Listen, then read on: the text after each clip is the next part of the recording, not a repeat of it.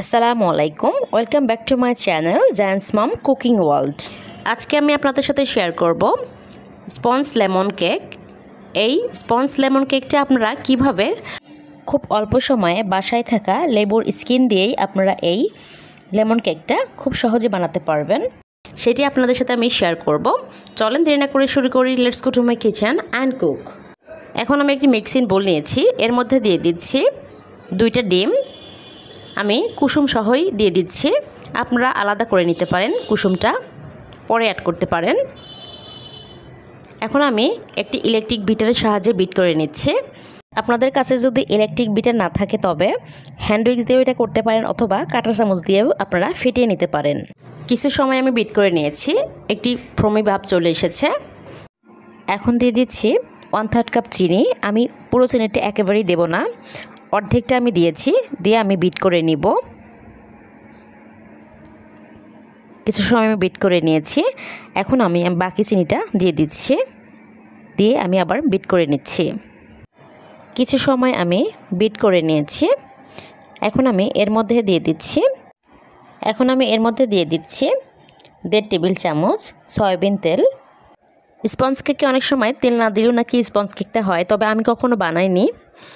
এখন আমি এখানে দিয়ে দিচ্ছি একটা লেবুর স্কিনের যে ভেতরে সাদা একটা অংশ থাকে সেটা কোনোভাবেই জানি না যায়, গেলে কিন্তু তিতা লাগবে।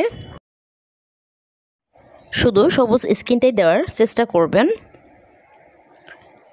আমি এইভাবে শুধু লেবুর স্কিনটাই দিয়েছি। এখন আমি আবার বিট করে নিব।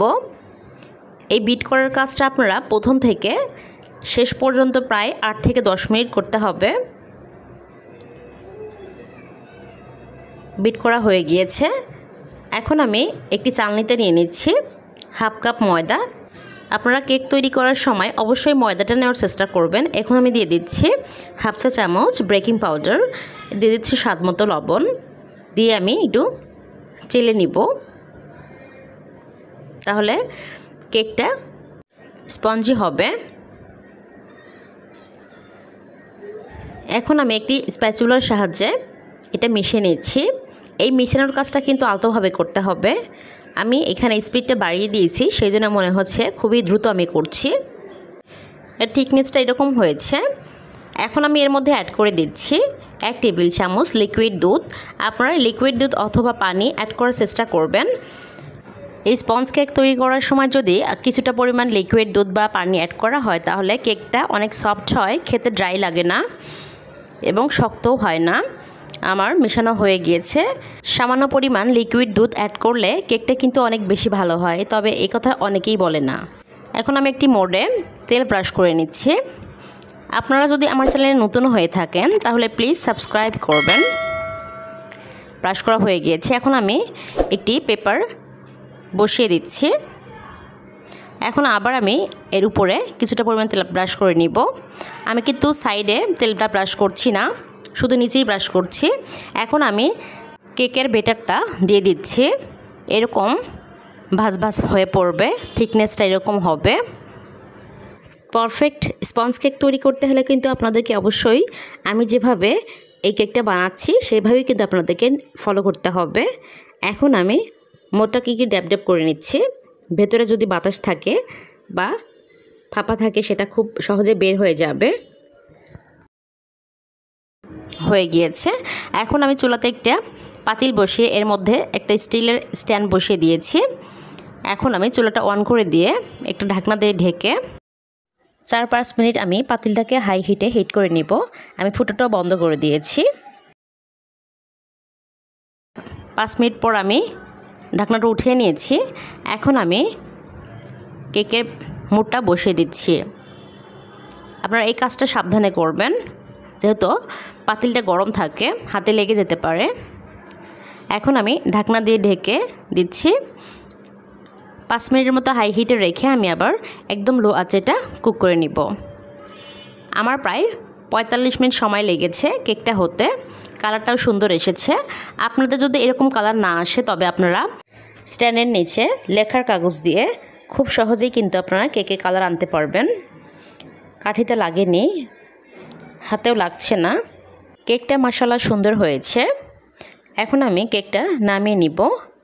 কিছুক্ষণের জন্য এটা ঠান্ডা হওয়ার জন্য রেখে দিব। ঠান্ডা করে নিয়েছি। এখন আমি কেকটা মোল্ড আউট করে নিচ্ছি। কতটা স্পঞ্জি হয়েছে। আমি 2টা স্লাইড করে নিয়েছি। ভেতরটা মাশাআল্লাহ সুন্দর হয়েছে। খেতেও কিন্তু অনেক মজার হয়েছে। এখন আমি একটি ট্রপিক্যাল হুইপ ক্রিম নিয়ে নিয়েছি। এটা বাংলাদেশে অ্যাভেলেবল পাওয়া যায়, দামেও সাশ্রয়ী, বিট করতেও সময় কম লাগে, খুব সহজেই করা যায়। এখন আমি এখানে 1.5 কাপের একটু কম হুইপ ক্রিম নিয়ে নিব। আমার এই কেকটাতে এতটুকু পরিমাণে হুইপ ক্রিম লাগবে, এর বেশি লাগবে না। এখন আমি বিট করে নিচ্ছি। এই বিট করার কাজটা আপনারা একেবারেই 3 থেকে 4 মিনিট করবেন না।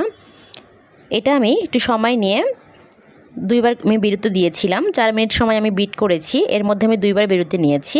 তারপর আবার একটু করে বিট করেছি। আপনারা একটু সময় নিয়ে বিট করবেন, তাহলে আপনার ইলেকট্রিক বিটারটাও ভালো থাকবে, আবার হুইপ ক্রিমটাও পারফেক্ট হবে, ওভারবিট হবে না। আমার বিট করা হয়ে গিয়েছে। প্যাচুলা থেকে একটু পড়তে সময় নিচ্ছে, মানে আমার এটা পারফেক্টলি বিট হয়েছে। অনেক সময় আপনারা এটা কিছু সময় ফ্রিজে রেখে তারপরে কেকে লাগাতে পারেন, তাহলে খুব ভালোভাবে সেট হয়। এখন এখানে আমি দিয়ে দিচ্ছি রেড কালার। আজকে আমি স্পাইডারম্যান কেক বানাবো, সেই জন্য আমি এখানে রেড কালারটা দিয়ে দিয়েছি। একটু মিশিয়ে নিচ্ছি। কালারটা একদম রেড কালারও আসেনি, আবার পিঙ্কও না, মাঝামাঝি একটা কালার এসেছে। মিশিয়ে নিয়েছি। এখন আমি কেকটা সেট করে নিব। এখন আমি এখানে ব্রাশ করে দিয়েছি সুগার সিরাপ। এই সুগার সিরাপটা আমি বানিয়েছি চিনি আর কিছুটা পরিমাণ পানি দিয়ে। সুগার সিরাপটা দিলে কেকটা একটু ভেজা ভেজা থাকে এবং খেতে অনেক বেশি ভালো লাগে। এখন আমি এখানে হুইপ ক্রিমটা লাগিয়ে নিচ্ছি পরিমাণ মতো।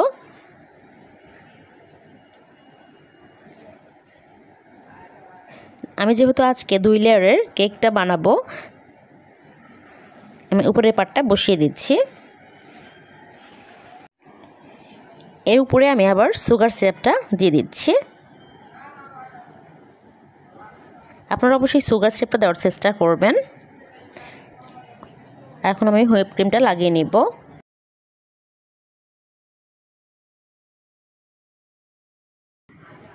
আমি একটু সমান করে নিচ্ছি। সাইডে আমি আবার একটু সমান করে নিয়ে আসছি। এইভাবে আমার হুইপ ক্রিমটা লাগানো হয়ে গিয়েছে, মোটামুটিভাবে আমি লাগাতে পেরেছি। এখন আমি ফ্রিজে রেখে দিব। ফ্রিজ থেকে বের করে চকলেট গলিয়ে আমি স্পাইডারম্যান কেকটা বানিয়ে দিয়েছি। আমার ছেলের আবদার ছিল, মাম্মা আমাকে একটা স্পাইডারম্যান কেক বানিয়ে দিবা। আমি ওর আবদার পূরণ করার চেষ্টা করেছি। মোটামুটিভাবে আমি কেকটা বানিয়ে দিয়েছি। আমার ভিডিওটি ভালো লাগলে please like, comment, share, subscribe করবেন। আর যারা অলরেডি সাবস্ক্রাইব করেছেন তাদেরকে অসংখ্য ধন্যবাদ। সবাই খুব ভালো থাকবেন। আসসালামু আলাইকুম।